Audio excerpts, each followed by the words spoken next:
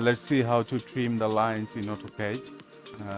For example, there are 4 horizontal lines and 1 vertical lines, and I want to trim this extra portion of this line.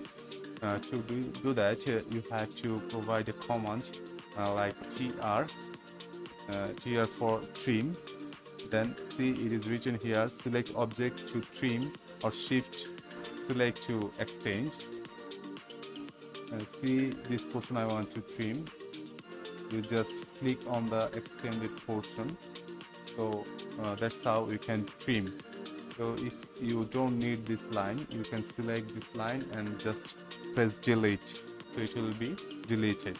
So I had trimmed my 4 horizontal lines so easily by trim command, tr command. Thank you guys for watching. Please subscribe my channel and share with your friends if you find it useful.